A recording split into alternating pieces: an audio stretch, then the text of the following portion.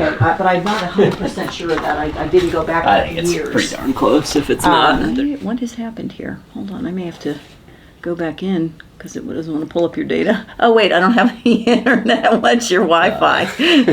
Like, what's wrong? All right, so let's look in your metrics. Let's pull up your little graph here. So this is the last 12 weeks of training, all right? We could also just pull up the last 6, which was the 12 weeks out. Would have been before the start of the build. Yeah, and that was at the very end of January. So yeah, it should work because I had that down week after Houston. 127. Yeah, you can see where that was in the graph right here. Sure can. And ever since then, your base fitness is just, from the very beginning of the build, you've just been steadily climbing. We built a nice little base.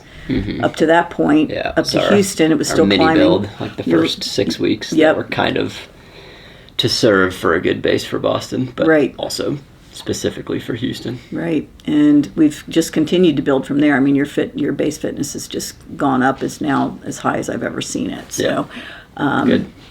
That's super good. And the load impact and intensity has stayed above, which is above the base fitness curve, which is how you pull it up. So right now because you're close. On that down, because we had the race, right? Your training's been a little bit more easy running, and so you can see that those lines are really just tracking together right now. But after you'll get a little bump from your race this weekend, certainly intensity wise, and then we'll hopefully we still have plenty of time to build for a couple more weeks. Yep. And then, do our little taper. So, also this was interesting. I was looking at this the other day. How your threshold pace is bumped. Oh yeah, cool. Very nicely. This is basically Houston. Exactly, because when you think about it,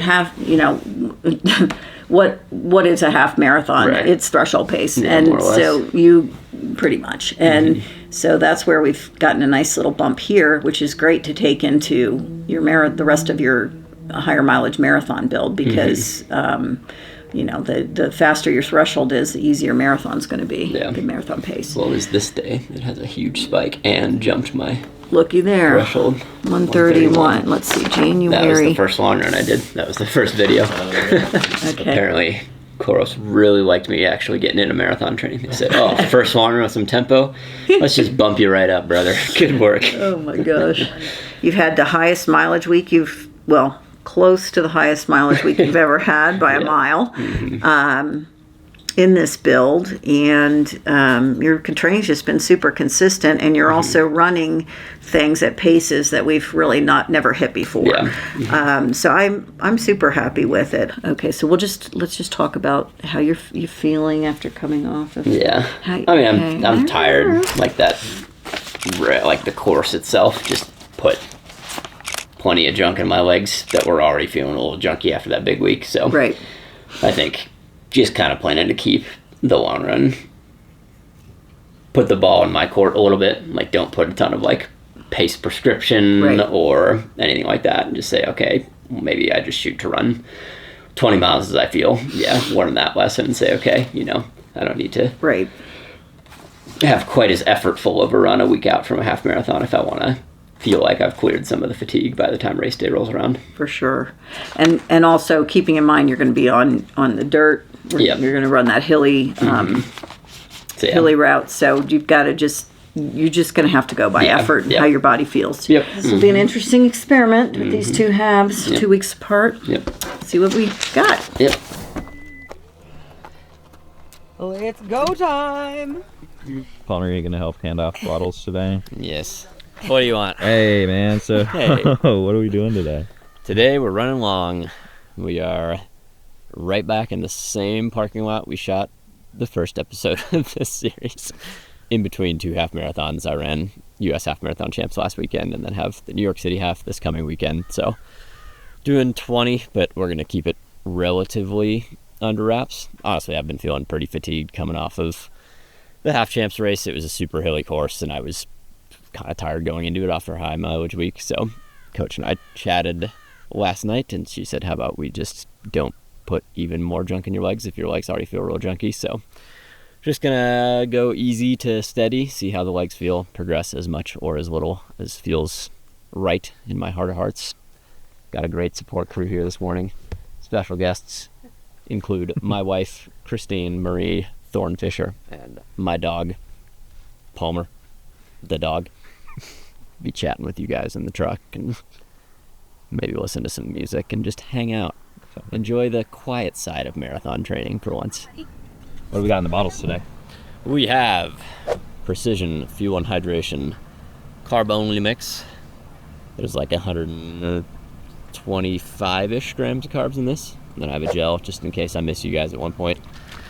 And then I added 1,000 milligrams of sodium in it so I don't cramp like a little crampy boy. All right, let's get to it, eh?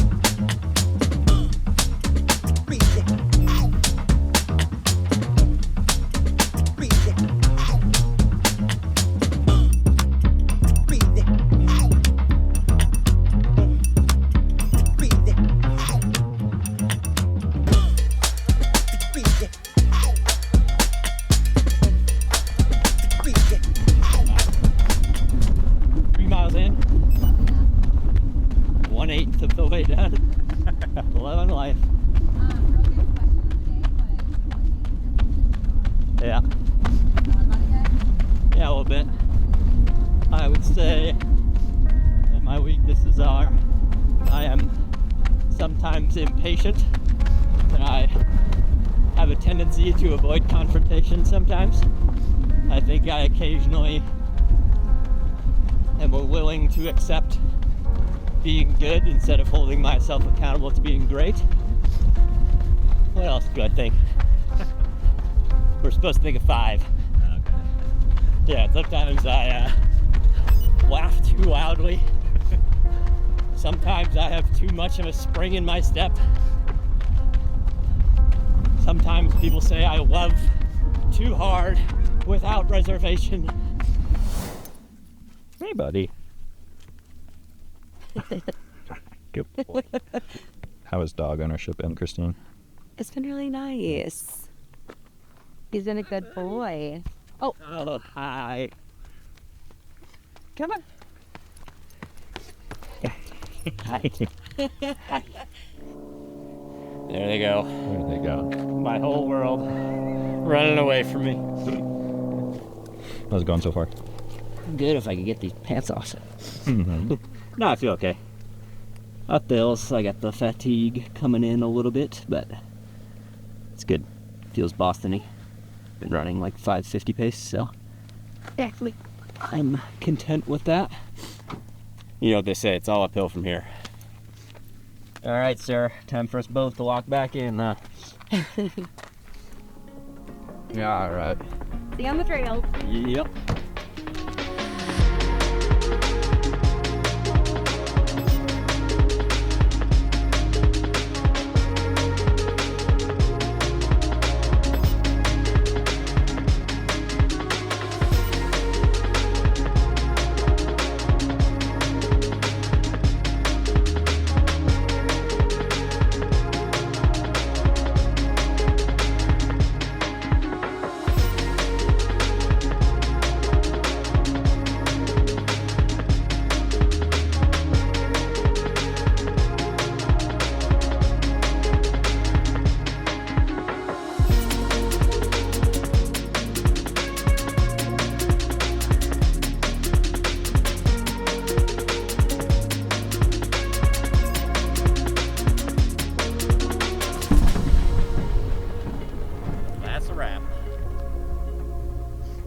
That's also the official world record of a 20-mile long run in Boulder in Adidas stretch socks that you forgot to change out of before you started to run.